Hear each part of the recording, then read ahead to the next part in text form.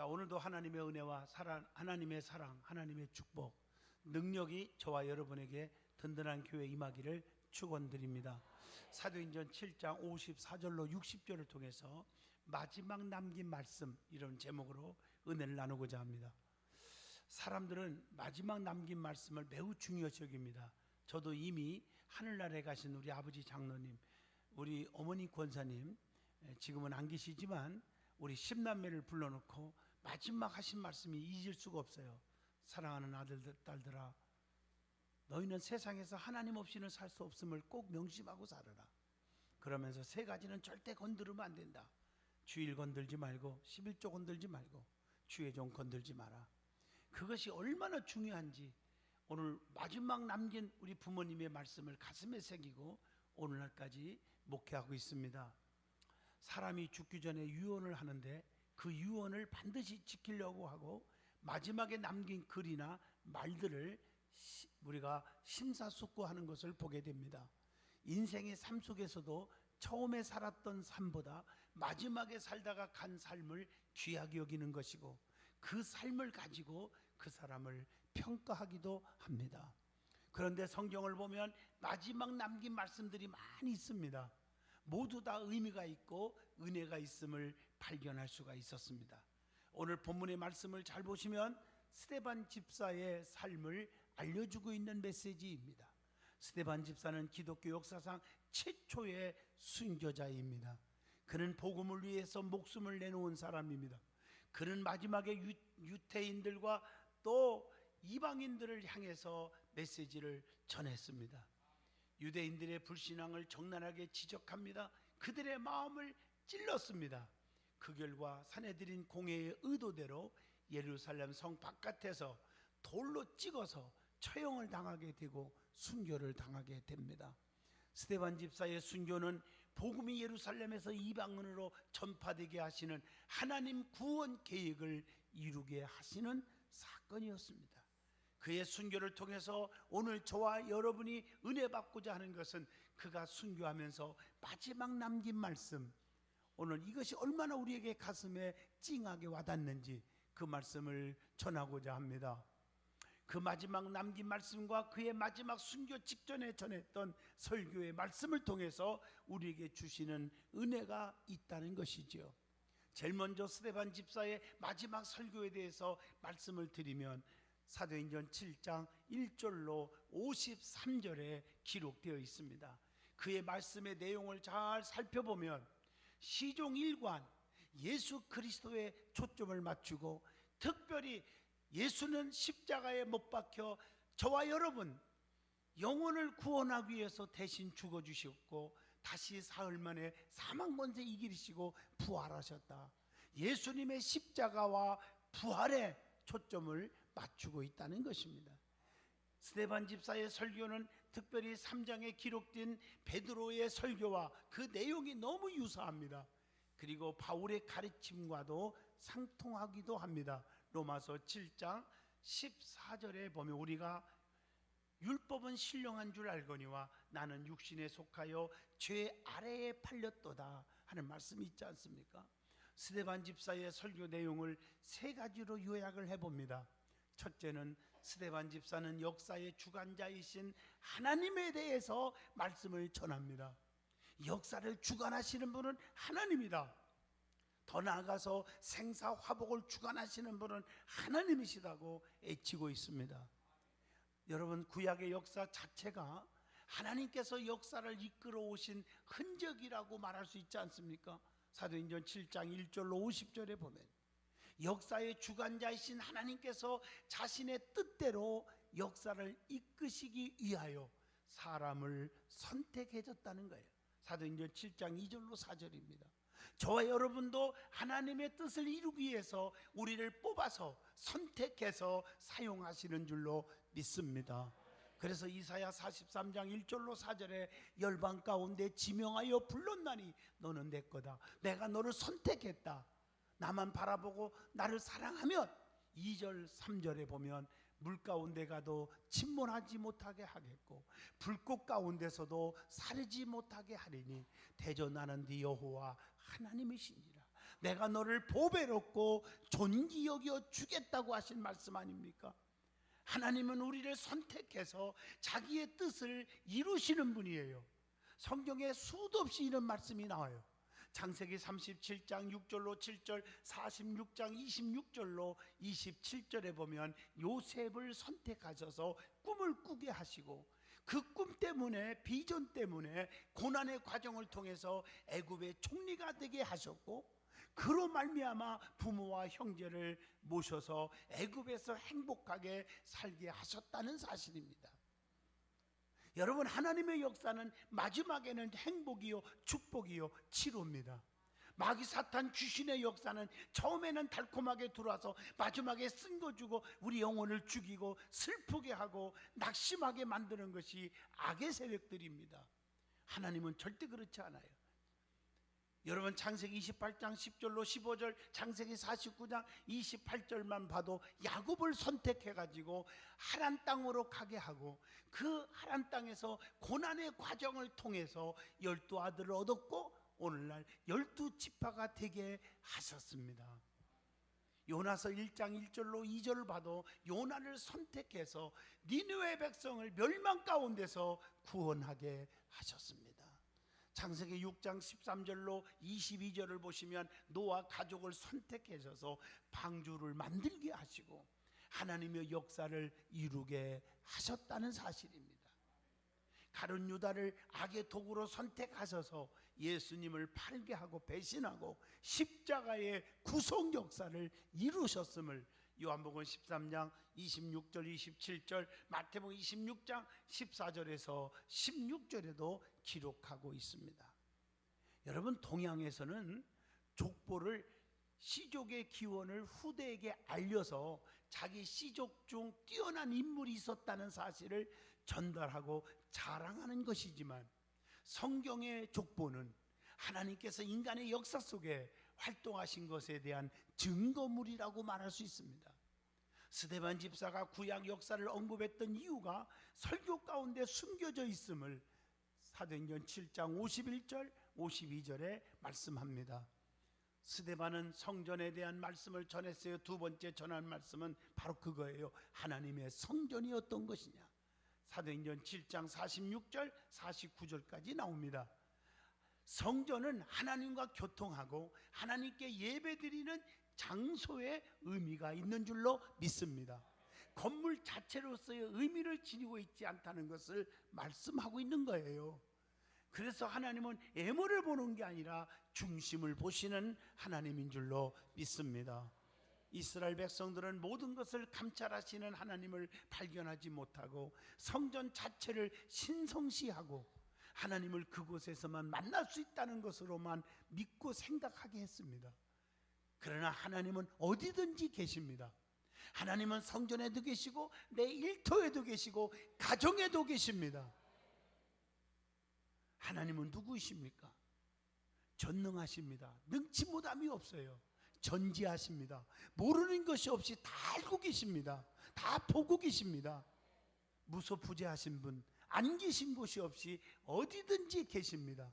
그래서 시편 23편 사망의 음침한 골짜기 다닐지라도 해바듬을 두려워하지 않을 것은 주께서 나와 함께 하심이라. 주의 지팡이와 막대기가 나를 안위하시나이다 라고 말씀하고 있지 않습니까? 하나님은 어디든지 계십니다. 하나님을 속이려고 하지 마십시오. 우리의 심령을 다 꿰뚫어 보고 계십니다. 하나님은 애모를 안 보고 중심을 보시는 하나님이시고요, 그 하나님은 사랑의 하나님이십니다. 오늘 우리가 잘못 알고 있기 때문에 성전에서는 거룩하지만 성전을 나와서는 하나님이 계시지 않는 것처럼 생각하여 온갖 범죄를 짓고 마는 것을 볼 수가 있잖아요. 교회 안에서는 거룩 찾고 하나님 잘 믿는 것처럼 보이고 바깥 나가서는 세상 사람과 다를 바 없이 악하게 사는 사람 미워하고 증오하고 쑥덕거리고 남을 헐뜯고 사기치고 강도질하고 능욕하는 자들이 얼마나 많습니까? 우리는 속과 겉이 같아야 될 줄로 믿습니다. 아주 중요해요. 애모를 보는 게 아니에요. 원래 미국이라는 나라가 기독교의 신앙으로 성장한 나라이기 때문에 그래서 그런지 여러분 비행기 타고 딱 내리면서 미국의 이게 본토를 보면요 어마어마한 넓은 땅덩어리지만 우리나라로 말하면 창고같이 쫙쫙쫙쫙 있어요. 저게 뭘까 하고 내려보면 저게 백화점이래요. 저게 쇼핑몰이래요. 근데 안에 들어가면 얼마나 따뜻하고 아름답고 잘 꾸몄는지 몰라. 겉볼 때는요 완전히 창고 같아요. 그게 미국이에요. 우리나라는 너무나 치장을 하냐고 애를 쓰잖아요. 그런데 오죽하면 얼굴만 예쁘다고 여자냐? 마음씨가 비단같이 고와야 여자지. 오죽하면 바지만 입었다고 남자냐? 남자도 같이 하야 손해 안 보니까. 의리가 있어야 남자지. 이렇게 말하지 않습니까? 그렇잖아요. 애모를 너무 취하지 마세요. 중심이 중요한 거예요. 그래서 사도 바울이 에베소 교회에 권면하신 말씀이 세 가지가 있습니다. 에베소 4장 22절로 24절입니다. 첫째, 옛사람을 벗어버리라고 그랬습니다.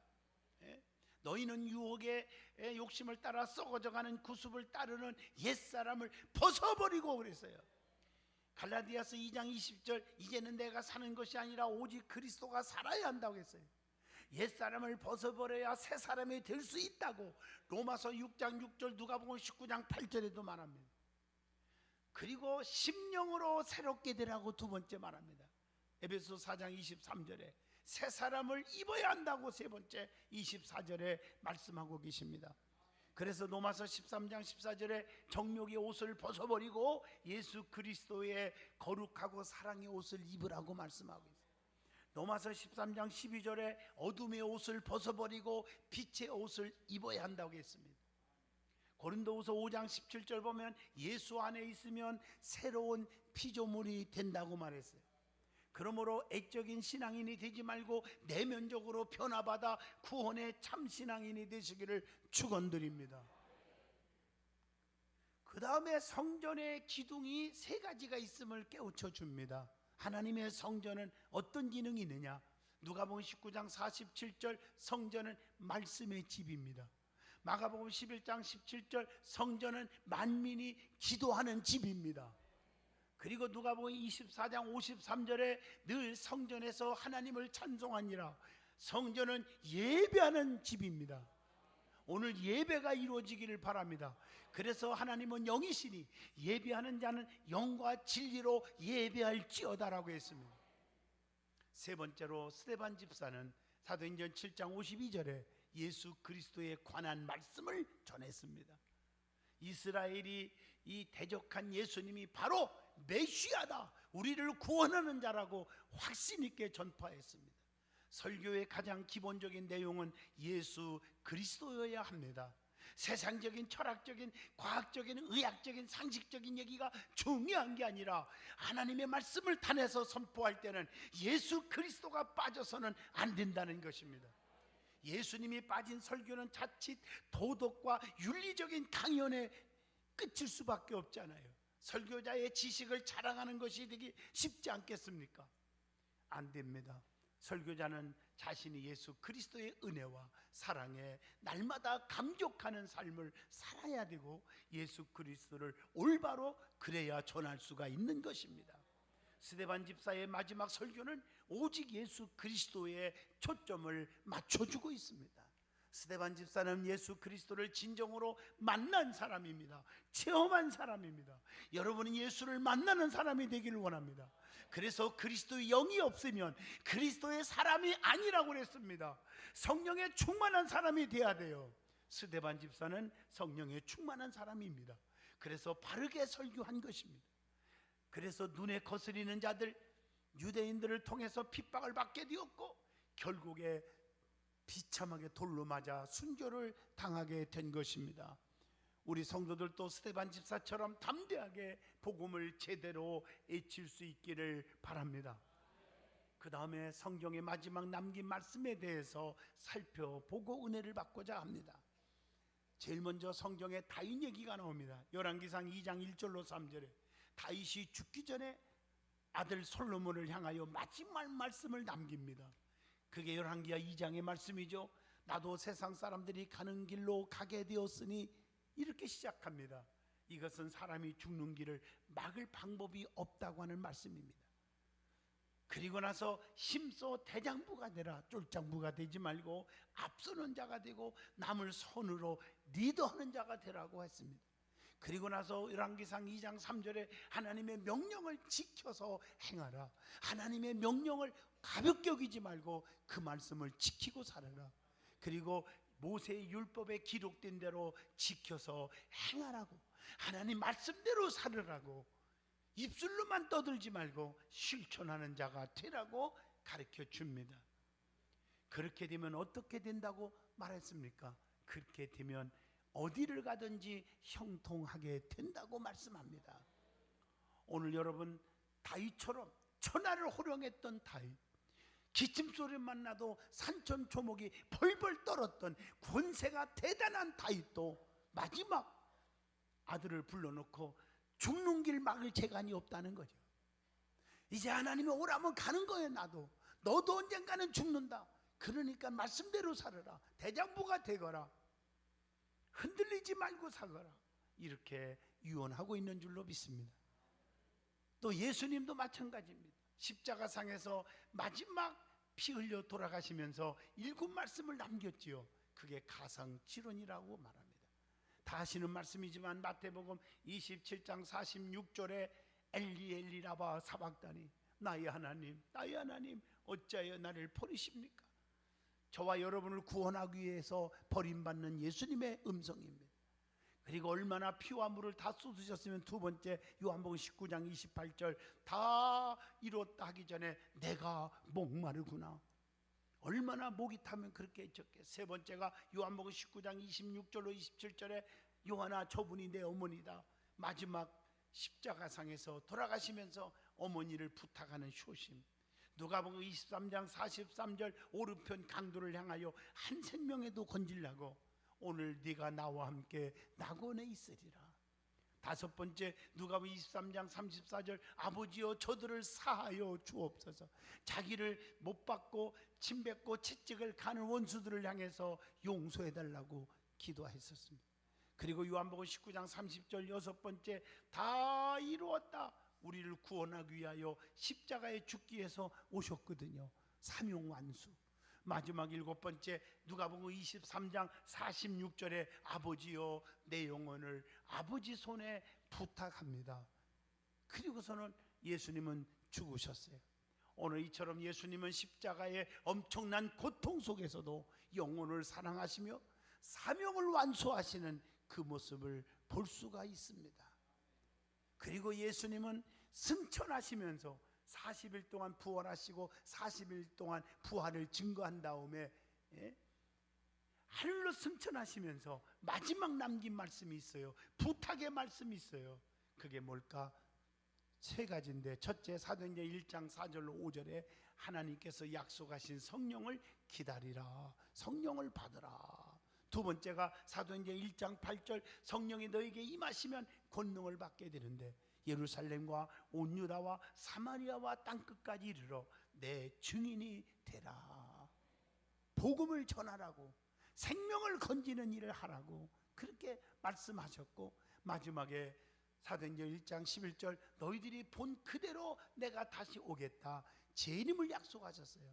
내가 분명히 심판하러 온다. 내가 다시 분명히 온다. 그때까지 성령 충만해서 복음을 전하다가 자기 믿음을 지키라.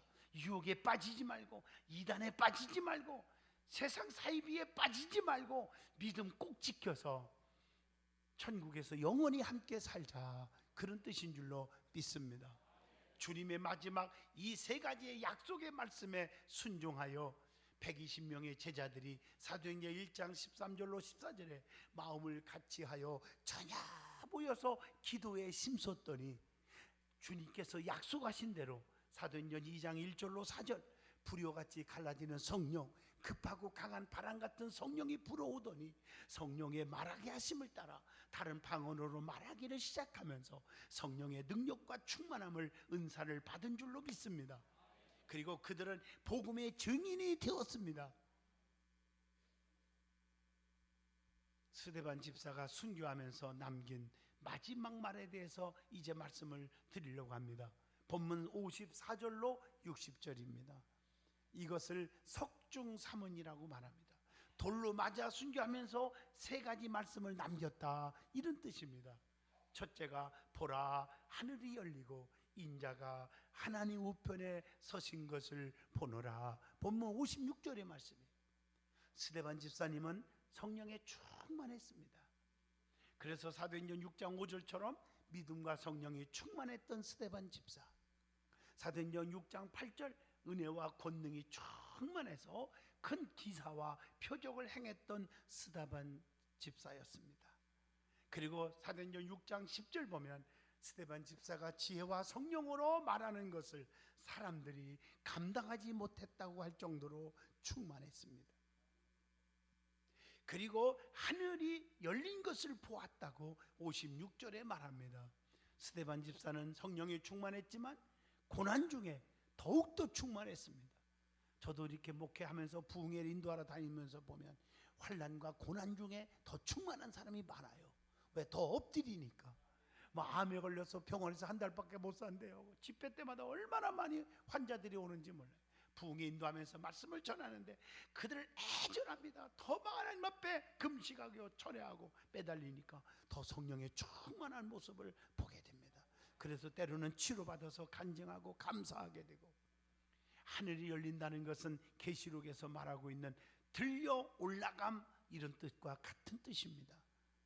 그리고 인자가 하나님 우편에 서시 계신 것을 보았다. 56절 이 말씀, 하나님 우편에 서 계신 구원자의 모습을 본 스데반 집사는 큰 힘을 얻었습니다. 말씀이 이루어진 줄로 믿습니다. 마태복음 26장 64절 말씀처럼 말입니다. 예수님은 하나님 우편에 계신다고 히브리서 1장 3절, 에베소서 1장 22절에 말씀했는데, 또 사도행전 7장 55절도 예수님은 하나님 우편에 서 계신다 그랬고요. 로마서 8장 34절이나 디모데전서 2장 5절에 보면 예수님은 하나님 우편에서 간구하고 계신다, 이렇게 말씀하고 계세요. 스데반 집사님은 복음을 전하다가 순교하면서 하늘문이 열리고 주님을 보니 힘이 되었다고 합니다. 오히려 내가 불쌍한 것이 아니라 나를 돌로 찍어서 죽이는 저들이 불쌍하다고 고백하고 있는 것입니다. 오히려 스데반 집사님은 고통스러운 그 피 흘리는 그 광경 속에서 얼굴에 광채가 빛날 수 있었다고 했습니다. 얼마나 멋있습니까? 그래서 우리 믿음의 사람들은 환난과 핍박 중에도 성도는 신앙 지켰네, 이렇게 나오는 거예요. 그래서 인내의 신앙을 가지고 사는 거 아니겠습니까? 두 번째 애침은 본문 59절에 주 예수여 내 영혼을 받으시옵소서 라고 기도를 합니다. 스데반 집사님은 분노한 공회원들에게 그들에 의해서 돌로 쳐 죽임을 당할 때, 피투성이가 될 때, 너무 고통스러울 때 두 가지 기도를 드립니다. 그 중에 하나가 주 예수여 내 영혼을 받으시옵소서. 성경에 영혼을 하나님께 부탁하는 기도가 나오지 않습니까? 다윗도요 시편 31편 5절에 보니까 나의 영을 주님 손에 부탁합니다. 예수님도 누가복음 23장 46절 십자가상에서 부탁의 기도, 그 똑같은 기도를 드리지 않았습니까? 본문 60절에 세 번째 남긴 말씀입니다. 주여 이 죄를 그들에게 돌리지 마옵소서 라고 외칩니다. 이게 쉬운 건 아니잖아요. 아마 많은 사람들은 예수 믿는다고 하면서도 사랑으로 무장되지 않는 사람들은, 하나님 내가 뭘 잘못했습니까? 내가 밥을 달라겠어요? 떡을 달라겠어요? 내가 과일 한 상자 달라겠어요? 고기 달라겠어요? 고깃국 끓여 달라겠어요? 예수 믿고 천당 가라고, 지옥 가지 말고 영원한 구원 받으라고 외친 것밖에 없는데 너희들이 나를 돌로 찍어 죽이다니 그럴 수 있느냐? 하나님 저들을 그냥 단칼에 펴주시고요, 그냥 뻔때를 보여주시옵소서. 웃고 있는 걸 보니까 우리 교인들은 그런 기도 안 하겠지요. 스데반 집사는 원수를 저주하는 기도가 아니라 용서하는 기도를 드렸습니다. 아버지 저들의 죄를 용서해 주옵소서. 좀 본받으시기를 바랍니다. 왜 이렇게 믿는 자들이 사랑이 없다고 소문을 들어야 합니까? 손가락질 받지 말고 좀 사랑의 성도가 되십시오. 네. 그런 죽으면서까지 신자들이 가져야 할 자세의 모범을 보이신 거 아닙니까? 이처럼 스데반 집사의 순교하면서 마지막 남긴 말씀을 기억하면서 우리도 본받아야 되지 않겠습니까? 나에게 잘해주고 나에게 무슨 갈비탕 하나 사준 사람하고 뿅뿅 가다가 영원히 죽지 마시고, 잘해준 사람 앞에 같이 치우치고 없어서 못해주는 사람에게는 멀리하고, 이런 스타일은 믿음의 스타일이 아닙니다. 결론입니다. 믿음의 사람들은 마지막 끝맺음이 중요합니다. 처음에는 조금 부족하게 살고 부끄러운 신앙생활을 했어도 나중에는 더 좋아져야 할 것입니다. 그리고 죽게 될 때 하나님의 심판대 앞에서 떳떳하게 서야 될 줄로 믿습니다. 특별히 스데반 집사는 죽음을 두려워하지 않았습니다. 죽어가면서도 복음을 증거했습니다. 그래서 초대교회의 첫 순교자가 되었고, 그가 순교당할 때 남긴 마지막 3가지의 말씀은 우리에게 큰 의미와 감동을 주고 있습니다. 우리가 스데반 집사와 같은 신앙을 본받을 수 있기를 바랍니다. 정말 사랑의 실천자, 복음의 실천자 꼭 되시기를 바랍니다. 자르나 오르나 치우치지 마세요. 믿음의 주여 또 온전케 하신 이인 주님만 바라보시고 말씀을 붙잡고 사시기를 바랍니다. 하나님은 이런 자들을 들어 쓰시는 거예요. 하나님은 외모를 보지 아니하시고 중심을 보시는 거예요. 겉보고 판단하지 마요. 제가 누누이 말씀드리잖아요.